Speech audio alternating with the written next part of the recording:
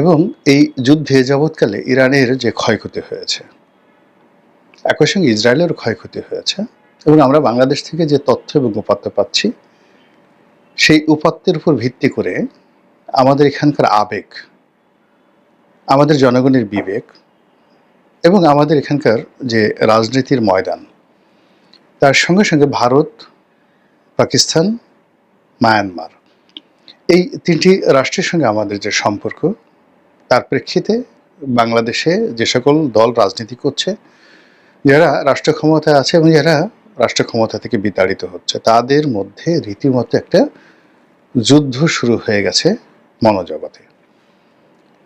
এবং যেটা এই শিরোনামে ব্যবহার করছি সেটি হলো যে, যদি স্বাভাবিকভাবে ধরে নেওয়া হয় তাহলে ইরানের পরাজয় অনিবার্য, আর যদি ইরান বিজয়ী হয়ে যায় তাহলে এটি তকদির কা সওয়াল হ্যায়, এটা আল্লাহর একটা বিরাট কুদরত এবং আমাদের বেশিরভাগ মানুষ সেই কুদরতের উপর ভরসা করছে। আমরা যখন রেডিও তেহরানের কোনো ভাষণ শুনছি, ইরানের বার্তা সংস্থার কোনো খবর দেখছি, আল জাজিরার কোনো খবর দেখছি, কোনো ভিডিও ফুটেজ দেখছি, সঙ্গে সঙ্গে আনন্দের বন্যা বয়ে যাচ্ছে। তেল আবিব শহরের কোনো ধ্বংসযজ্ঞ কিংবা সেই ইসরায়েলের হাইফা বন্দরের কোনো ধ্বংসযজ্ঞ বা একটা ছোট ড্রোন, ইসরায়েলি ড্রোন ভূপাতিত করা হয়েছে, এরকম কোনো দৃশ্য দেখার সঙ্গে সঙ্গে আমরা আবেগতাড়িত হয়ে যে যার মতো করে সুবহানাল্লাহ, আলহামদুলিল্লাহ, আল্লাহু আকবার বলে ইরানের বিজয় কামনায় একেবারে উন্মত্ত হয়ে পড়েছি এবং এটা যথাযথ। এটা মুসলিম উম্মাহ একজন সদস্য হিসেবে এরকম একটা আবেগ বা অনুভূতি হওয়াটাই স্বাভাবিক। ফলে আমাদের দেশের যারা আমজনতা, তারা কে শিয়া, কে সুন্নি কিংবা কে খামেনি, কে ইরান, এটা কোনো বিষয় না। যুদ্ধটা হলো ইহুদিদের সঙ্গে মুসলমানদের, যুদ্ধটা হলো ইসরায়েলের সঙ্গে ইরানের। এবং সেই ইসরায়েল সেই গত ৭০-৮০ বছর ধরে, আরও বেশি সময় ধরে যেভাবে প্যালেস্টাইনের উপর নির্যাতন চালাচ্ছে, যেভাবে আরবের মুসলমানদের উপর নির্যাতন চালাচ্ছে এবং তাদের ঔদ্ধত্য এবং অহংকার সারা পৃথিবীর মুসলমানদেরকে বিক্ষুব্ধ করে তুলেছে। এবং সেই দিক থেকে বাংলাদেশের সংখ্যাগরিষ্ঠ যারা মুসলমান, তারা তাদের আবেগ ইরানের পক্ষে থাকবে, এটাই স্বাভাবিক। কিন্তু আমাদের এই দেশের আলেম ওলামাদের একটা বিরাট অংশ যারা অর্গানাইজড এবং শক্তিশালী, অবাক করার বিষয় হলো তারা ইরানকে সমর্থন জানাচ্ছেন না এবং তারা ইসরায়েলকে গালাগাল দিচ্ছেন না। বাস্তবতা হলো যে জামায়াত ইসলামী যে দলটি রয়েছে, এই দলটির পক্ষ থেকে এখন পর্যন্ত ইসরায়েলকে নিন্দা জানিয়ে ইসরায়েলের বিরুদ্ধে একটি মিছিল এখন পর্যন্ত ঢাকা শহরে হয়নি। অর্থাৎ গাজার উপদ্বীপে হামাসের সঙ্গে যখন যুদ্ধ হলো, ছোট্ট একটা এলাকাতে তারা যে ধ্বংসযজ্ঞ চালিয়েছে, এখন এটাকে যদি বৃহত্তর ক্যানভাসে আপনি নিয়ে যান, তাহলে এই গাজায় যে ক্ষয়ক্ষতি হয়েছে, গাজাবাসী যে ক্ষয়ক্ষতি হয়েছে, তার চেয়ে কয়েক গুণ ক্ষয়ক্ষতি কিন্তু ইতিমধ্যে ইরানে হয়ে গেছে। জীবনহানি, সহায় সম্পত্তি, সব কিছু। কিন্তু আমরা এখন পর্যন্ত ইসরায়েলের বিরুদ্ধে মিছিল এই শহরে নামাইনি। আমজনতা যারা অর্গানাইজড নয়, তারা ঠিক সমর্থন জানাচ্ছি, দোয়া করছি, কিন্তু ইসলামী সংগঠনগুলো তারা মিছিল নামাচ্ছে না। দুটো কারণ। একটি কারণ হলো যারা আমেরিকাকে খুশি রেখে, ভারতকে খুশি রেখে আগামীতে রাষ্ট্র ক্ষমতায় আসতে চায়, তারা এই মুহূর্তে এই কাজটা করছে না। অর্থাৎ ইরানের পক্ষ অবলম্বন করছে না, আমেরিকার বিরোধিতা করছে না, ইসরায়েলের বিরোধিতা করছে না। এটা হলো প্রথম। দ্বিতীয় যে কারণটি, সেটি হলো যে আমাদের দেশে যে শিয়া এবং সুন্নি বিরোধ রয়েছে, যারা শিয়াদেরকে একদম মুসলমানই মনে করে না, যারা ইরানের পতন চায়, সেই সকল কট্টর সুন্নি যারা মতাদর্শের লোক, তারা প্রকারান্তে ইহুদিবাদকে প্রশংসা না করেও ইরানকে গালাগাল করছে যে ইরান একসময় ইসরায়েলের বন্ধু ছিল, ইরাক ইরান যখন যুদ্ধ হয়েছিল তখন সেই ইসরায়েলের অস্ত্র নিয়ে টাকা নিয়ে তারা এই সাদ্দাম হোসেনের বিরুদ্ধে যুদ্ধ করেছে, এত বছর যুদ্ধ করেছে। এই ইরান একসময় আমেরিকার বন্ধু ছিল, এদের ভুল পাল্টাতে দেরি লাগে না, এরা যে কোনো কাজ করতে পারে, এই বলে তাদেরকে কিন্তু আমাদের দেশের যারা অর্গানাইজড কট্টরপন্থী সুন্নি তারা যাকে বলা হয় সমালোচনা করছেন। অন্যদিকে যেটা হচ্ছে যে এখন যারা রাষ্ট্র ক্ষমতায় আছেন তারা তো সবাই প্রো আমেরিকান, কাজে তারা আমেরিকা, ইহুদিবাদ বা ইসরায়েল এদেরকে সমালোচনা করবেন না, এটা স্বাভাবিক একটা বিষয়। তার সঙ্গে সঙ্গে আবার আগামীতে যারা ক্ষমতায় আসবেন তারাও করবেন না, বিএনপি থেকে শুরু করে অন্যান্য যারা রাজনৈতিক দল, এটাই স্বাভাবিক বিষয়। কিন্তু এখানে প্রকৃতি যে খেলাটা খেলছে পর্দার আড়ালে, সেটি হলো এই যে যুদ্ধ, এই যুদ্ধে বাংলাদেশের রাজনীতিতে এই যুদ্ধ যদি ইরান জিতে কিংবা এই যুদ্ধ যদি ইরান পরাজিত হয়, যাই ঘটুক না কেন পুরো ঘটনাটাই আওয়ামী লীগের পক্ষে চলে যাবে। এবং এখানে শেখ হাসিনা তার কপাল খুলে যাবে এবং তার এই যে সে যে বাংলাদেশে টুস করে ঢুকে পড়বে, এই যে হুমকি তিনি বিভিন্ন সময় দিচ্ছেন, ওটাকে যদি আমরা হুমকি হিসাবে ধরি তাহলে ধরে নিতে পারেন যে এই যুদ্ধের ফলে যে পরিবেশ পরিস্থিতি তৈরি হচ্ছে, তিনি মোটামুটি বাংলাদেশে আসার জন্য ব্যাগ গোছানো শুরু করে দিয়েছেন। কেন এবং কিভাবে সেই বিষয়টা নিয়ে আলোচনা করব। আপনারা জানেন যে আমাদের এই দেশে কওমি লাইনের যারা আলেম ওলামা রয়েছেন, মানে হেফাজতের আলেম ওলামা রয়েছেন, এদের মধ্যে স্পষ্টতই দুটো ভাগ আছে। সবচেয়ে শক্তিশালী যে ভাগটি মাওলানা আহমেদ শফির নেতৃত্বে ছিলেন এবং তার সন্তান, তিনি মারা যাওয়ার পর তার সন্তান এবং অন্যান্য যারা আছে, মুফতি ফয়জুল্লাহ থেকে শুরু করে যারা আছেন, যারা অর্গানাইজড, যাদের অর্থ আছে এবং যাদের জনবল আছে, তারা সবাই পুরো আওয়ামী লীগ। কিছু নেতা এখন গা ঢাকা দিয়ে আছেন, কিন্তু মাঠে ময়দানে সব জায়গাতে তাদের কর্তৃত্ব রয়েছে। কিন্তু যেহেতু তারা একটা ধর্মীয় লেবাসে রয়েছেন, কাজেই তাদেরকে একটা যাকে বলা হয় ফুলের টোকা দেওয়ার ক্ষমতা সরকারেরও নেই, কারোর নেই। আওয়ামী লীগের একটা বিরাট শক্তি হেফাজতের মধ্যে রয়েছে। ওদিকে হেফাজতের যে কাউন্টার যে গ্রুপটি, যারা ডক্টর মোহাম্মদ ইউনূসের বন্ধু হতে পারত, তো তাদের সঙ্গে ডক্টর মোহাম্মদ ইউনূসের পরিচয় হয়নি। ডক্টর মোহাম্মদ ইউনূস তাদের নামই জানেন না। যারা আওয়ামী লীগের বিরুদ্ধে দীর্ঘদিন লড়াই এবং সংগ্রাম করেছে, একেবারে তাদের নামও এখন পর্যন্ত জানেন না। একজন লোকও ডক্টর মোহাম্মদ ইউনূসের সাথে দেখা করতে পারেননি, দেখা করেননি, তাদেরকে ডাকা হয়নি। এই গোয়েন্দার তথ্য তাদের কাছে এখনো দেওয়া হয়নি। কারণটা কি? কারণটা হলো হেফাজতের দুটো গ্রুপের সঙ্গে জামাতের দূরত্ব। মানে শেখ হাসিনাপন্থী যারা আছে তাদের সাথে দূরত্ব, শেখ হাসিনা বিরোধী যারা আছে তাদের সঙ্গে দূরত্ব, এবং যেহেতু সরকার খুব ঘনিষ্ঠ অবস্থায় জামাত আছে, কাজেই তাদেরকে আর সেখান থেকে আহ্বান জানানো হচ্ছে না। ফলে দুটো গ্রুপে ফ্রাস্ট্রেটেড, এবং তারা এক গ্রুপ তো শেখ হাসিনার ছিলই, আর অন্য গ্রুপটা তারা মনে করছে যে কী করে শেখ হাসিনার সাথে আবার একটা সুসম্পর্ক স্থাপন করা যায়। গেল হেফাজতের এই অংশটি।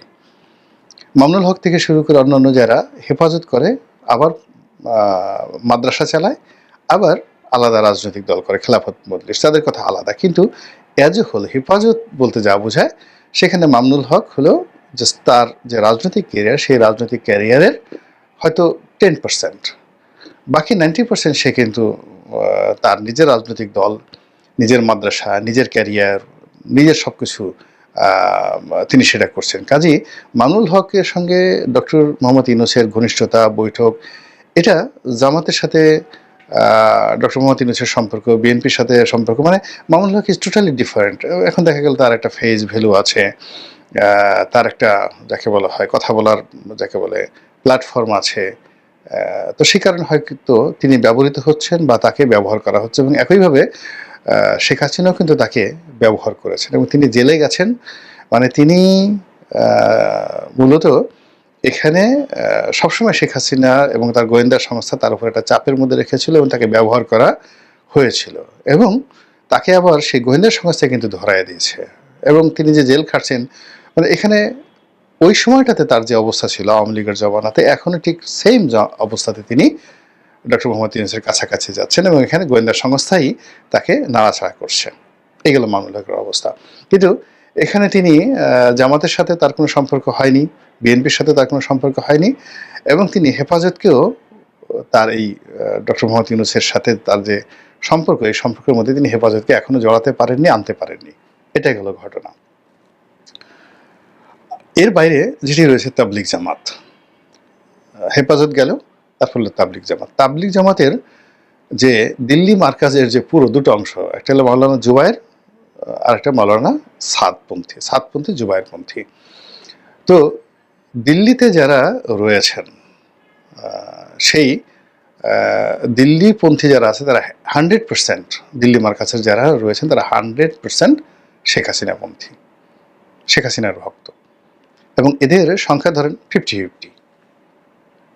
আপনি মানে বর্তমান সরকার, বিএনপি, তারা কেউ কিন্তু এদের একটা পশমের ধারে কাছে যেতে পারেনি।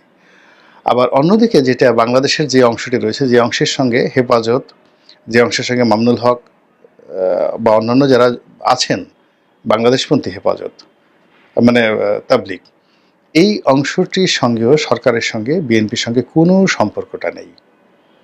ফলে তার ইনঅ্যাক্টিভ অবস্থায় রয়েছে। এর কারণ হলো এই যে হেফাজতের এই অংশটি এবং একই সঙ্গে তাবলিগের এই অংশটি, এটির সঙ্গেও জামাতের দূরত্ব। কেন জামাত তাবলিগ জামাতটাকে মানে আকিদা, তাদের যে আকিদা, এটাকে একটা বাতিল ফেকরা মনে করে। এটাকে অনেক আহলে সুন্নাত ওয়াল জামাতের যারা লোকজন রয়েছেন তারা এটাকে মনে করেন যারা রীতিমতো ধর্মের মধ্যে নেই, খারিজ হয়ে গেছে। আর জামাত তো তদ্রুপ মনে করে। ফলে জামাতের সঙ্গে এই তাবলিগ জামাতের এই সম্পর্কটা স্থাপিত হয়নি। ফলে যে এখানে যে বিভেদের মধ্যে একটা অংশ শেখ হাসিনার হাতে আছে তাবলিগের, আরেকটি অংশ নিষ্ক্রিয় হয়ে বসে আছে। এই গেল অবস্থা। ফলে কি হলো, এই যে দেখেন যে ইসরায়েলের পক্ষে কেউ কথা বলছে না, কিন্তু বিপক্ষে বলছে না, এবং যারা বলছে না মোরলেস তারা পক্ষে হোক বিপক্ষে হোক তারা কিন্তু শেখ হাসিনার লোক। বিশেষ করে যারা সুন্নি ঘরানার আলেম ওলামা, তাদের 90%ই প্রো শেখ হাসিনা। তাহলে এখন সুন্নি ঘরানার মানে জামাত যদি 100 জন করে, আপনি ধরে নেন 200 জন সুন্নি ঘরানার আলেম ওলামা রয়েছে। 200 জন যদি সুন্নি ঘরানার আলেম ওলামা থাকে, তার 90% শেখ হাসিনাপন্থী, এই যত ওয়াজের ময়দানে রয়েছে। আবার 200 জন যদি সুন্নি ঘরানার থাকে, তাহলে প্রায় সম পর্যায়ের লোক রয়েছে হেফাজতে এবং সমপর্যায়ের লোক রয়েছে আপনার তাবলিগে, এবং এটার অর্ধেক শেখ হাসিনাপন্থী। তো কাজেই এই যে আলেম ওলামা, মানে গত 15 বছর ধরে শেখ হাসিনার যে ডিপ্লোম্যাসি, সেই ডিপ্লোম্যাসিতে ইসলামাইজেশনের ক্ষেত্রে, ইসলামী দলগুলোকে নিয়ন্ত্রণ করার ক্ষেত্রে তার যে বুৎপত্তি এবং তার যে কৌশল, সেই কৌশলটা এই মুহূর্তে কিভাবে একটা পরমাণু বোমা হয়ে রাজনীতিতে ঘুমন্ত অবস্থায় আছে, আগ্নেয়গিরি হিসেবে আছে, আপনি বোঝার চেষ্টা করেন। তো সেখানে যদি ইরানের পতন হয়, ইসরায়েলের জয়লাভ হয়, অথবা এই যুদ্ধ দীর্ঘায়িত হয়, তাহলে পুরো পরিস্থিতি কি হতে পারে? শেখ হাসিনার পক্ষে যাবে না ডক্টর মোহাম্মদ ইউনূসের পক্ষে যাবে? ডক্টর মোহাম্মদ ইউনূসের ওখানে দেখেন ডোনাল্ড ট্রাম্প জিতে গেল, ইসরায়েল জিতে গেল, কিন্তু সেটা নিয়ে তো উল্লাস করার জন্য যারা নামবে বা যারা মাঠ দখল করতে নামবে, তারা তো শেখ হাসিনার লোক, তারা তো বিএনপির লোক নয়, জামাতের লোক নয়, কেউ কারোর লোক নয়। এরকম একটি অবস্থা। তো কাজেই এই যে ইরান এবং ইসরায়েল যে যুদ্ধ চলছে, এটা যদি প্রলম্বিত হয়, তবুও এটা আওয়ামী লীগের জন্য ভালো। আর এখানে যদি ইরান পরাজিত হয়, সেটাও আওয়ামী লীগের জন্য একটা বিরাট অপরচুনিটি তৈরি করে দেবে, ভারতের কর্তৃত্ব মারাত্মকভাবে বাড়িয়ে দেবে, এবং পাকিস্তানপন্থী যে রাজনীতি, চীনপন্থী যে রাজনীতি, এটা এই মুহূর্তে একেবারে থমকে যাবে। ইরানের পরাজয়ের সঙ্গে সঙ্গে বাংলাদেশে চীনের কর্তৃত্ব অনেক অনেক কমে যাবে, অনেক অনেক কমে যাবে। রাশিয়ার কর্তৃত্ব কমে যাবে। রাশিয়া, এমনকি রাশিয়া যদি ভেঙে যায়, মানে ইরান পরাজিত হওয়ার সঙ্গে সঙ্গে ইউক্রেন যুদ্ধে রাশিয়ার পরাজয় হবে, সঙ্গে সঙ্গে পরাজয় হবে। আবার যদি ইরান জিতে যায়, তাহলে ইউক্রেন যুদ্ধে পুরো ইউক্রেন সে দখল করে নিতে পারবে।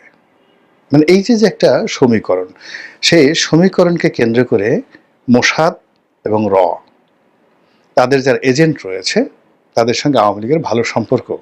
আবার বলি, মোসাদ এবং আর আওয়ামী লীগের যারা নেতৃত্ব রয়েছে তাদের মধ্যে কোনো দূরত্ব নেই। আর এই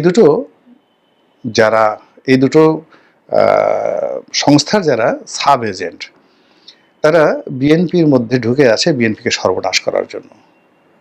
তারা ডক্টর মোহাম্মদ ইউনূসের সঙ্গে আছেন ডক্টর মোহাম্মদ ইউনূসকে সর্বনাশ করার জন্য। তারা জামাতের সঙ্গে আছেন জামাতকে সর্বনাশ করার জন্য। এবং মোসাদ কখনো আওয়ামী লীগের বাইরে অন্য কাউকে ফিল্ড দেবে না।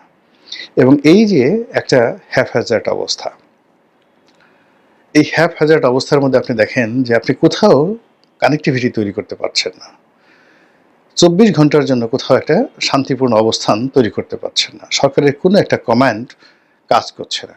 সব জায়গাতেই ভিরিঙ্গি লেগে যাচ্ছে, প্যাচ লেগে যাচ্ছে।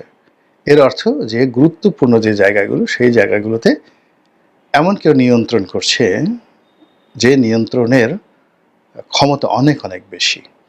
আপনি চিন্তা করেন, মোসাদ ইরানের মাটিতে হাজার হাজার লোক নিয়োগ করে, সেই ইরানের মাটিতে তারা ক্ষুদ্র ক্ষুদ্র ড্রোন সেট করে, সেই ড্রোনের মাধ্যমে একজন গুরুত্বপূর্ণ general, major general, brigadier general, বিজ্ঞানী, এইভাবে ইতিমধ্যে কয়েকশো, মানে আমাদের শহীদ বুদ্ধিজীবী হত্যা যেভাবে হয়েছিল বাংলাদেশে, ঠিক সেইভাবে তারা ইন্টেলেকচুয়াল লেভেলে ফার্স্ট স্টেজে 24 ঘন্টার মধ্যে তারা এই কয়েকশো ইন্টেলেকচুয়াল, যাদের মধ্যে পরমাণু বিজ্ঞানী, চিকিৎসা বিজ্ঞানী, military expert, military genius, in command এবং নন ইন কমান্ড, সেই জিনিসটা শেষ করে দিয়েছে। এবং সেই মোসাদের এই কাজে ইরানে বিরাট গুরুত্বপূর্ণ ভূমিকা পালন করছে। এখন যত লোক ধরা পড়ছে ইরানের সব ভারতীয় লোকজন। আপনারা জানেন যে ভারতের যে আদানি গ্রুপ, তারা হাইফা বন্দর পরিচালনা করে এবং ইরানেরও একটা বন্দর তারা পরিচালনা করে। তারা ইরানে বিরাট তাদের ইনভেস্টমেন্ট রয়েছে, ভারতের এবং ইসরায়েলও তাদের ইনভেস্টমেন্ট রয়েছে। এবং এখানে যে কাজটি করেছে সেটা হলো কাউন্টার, মানে এখানে ইরানকে প্রবোধ দিয়েছে। হয়তো দেখা গেল যে মোসাদের 10টা গুরুত্বপূর্ণ তথ্য তারা দিয়েছে ইসরায়েলের তাদের বিশ্বস্ততা অর্জন করার জন্য, কিন্তু এইটার সুযোগে ইরানের সেই যাকে বলা হয় 100টা গুরুত্বপূর্ণ তথ্য মোসাদকে দিয়ে দিয়েছে। আপনারা জানেন যে এই সময়টাতে ইরানের সাথে ভারতের অসাধারণ ব্যবসা চলছে, তেল বেচা কেনা এবং অন্যান্য ক্ষেত্রে। কিন্তু তাদের দেহ যদি ইরানে থাকে, কিন্তু মন রয়ে গেছে ইসরায়েলে। একই অবস্থা এখানকার রাজনীতিতে। মোসাদ এবং জয়েন্টলি বাংলাদেশে কাজ করছে দীর্ঘদিন ধরে, এবং তারা যে উদ্দেশ্য নিয়ে কাজ করছে, সেই উদ্দেশ্যটি আমাদের দেশে যারা রাজনীতিবিদ খুব অল্প সংখ্যক লোক সেটা কাউন্ট করছে। এমনকি যারা আমাদের দেশে মিলিটারি এক্সপার্ট রয়েছে, তারা অনেকে বুঝছেন কিন্তু বলতে পারছেন না, আবার অনেকে যারা বলছেন তারা বুঝছেন না। আমি এই যে সমস্ত যারা সিকিউরিটি এক্সপার্টদের বক্তব্য শুনে আমার কাছে মনে হচ্ছে যে তারা এই বিষয়গুলো এইভাবে অনুধাবন করতে পারেননি বা বলতে পারেননি যে এই গোয়েন্দাগিরির সঙ্গে কৌশলগত মিলিটারির যে বিষয়, এটা কতটা সামরিক বিষয় দিয়ে জড়িত, এই গোয়েন্দাগিরির সঙ্গে কতটা রাজনীতি জড়িত, এই গোয়েন্দাগিরির সঙ্গে কতটা অর্থনীতি জড়িত, এই গোয়েন্দাগিরির সঙ্গে কতটা ভূতাত্ত্বিক বিষয় দিয়ে জড়িত, এবং এই গোয়েন্দাগিরির সঙ্গে আগামী 100 বছরের রাজনীতি কিভাবে জড়িত, এই বিষয়গুলো নিয়ে আমাদের যে রিসার্চ করা দরকার, রিসার্চ সেন্টার দরকার, এটা কোনো রাজনৈতিক দলের নেই, আমাদের রাষ্ট্রের নেই, আমাদের গোয়েন্দা সংস্থার নেই। আমাদের তো গোয়েন্দা সংস্থাগুলো হলো বিরোধী পক্ষকে অপদস্থ করা, মানে সরকারের পক্ষে বিরোধী দলকে নজরদারি করা আর বিরোধী দলের লোকদেরকে শেষ করে দেওয়া। কিন্তু এই যে বিষয়গুলো অ্যানালাইসিস করা দরকার, এই অ্যানালাইসিস করার মতো আমাদের গোয়েন্দা সংস্থাগুলো আমি অন্তত পক্ষে দেখিনি। আমি এটা দায়িত্ব নিয়ে বলছি, যেহেতু আমি রাষ্ট্র ক্ষমতায় 5টা বছর একেবারে সরকারের গুরুত্বপূর্ণ জায়গাতে ছিলাম, তো আমি কখনো ডিজিএফআই অফিসে, এনএসআই অফিসে কিংবা মিলিটারি হেডকোয়ার্টারে মিলিটারি হেডকোয়ার্টারে আর একটা মিলিটারি উইংস আছে সেখানে, কিংবা সরকারের যে সমস্ত গুরুত্বপূর্ণ যে জায়গা আছে সেই জায়গাগুলোতে কখনো এই জিনিসগুলো আলোচনা হতে দেখিনি। ফলে কি হচ্ছে, এই সময়টাতে যে ভয়ঙ্কর খেলাধুলা হচ্ছে, সেই খেলাধুলায় আমরা হয়তো এমন কোনো কিছুই আশা করছি না, ভাবছি না, কিন্তু সেরকম একটা পরিবেশ পরিস্থিতি তৈরি হওয়ার জন্য কিন্তু মানে যাকে বলা হয় রীতিমতো অনেকের ব্যাগ গোছানো শুরু হয়ে গেছে।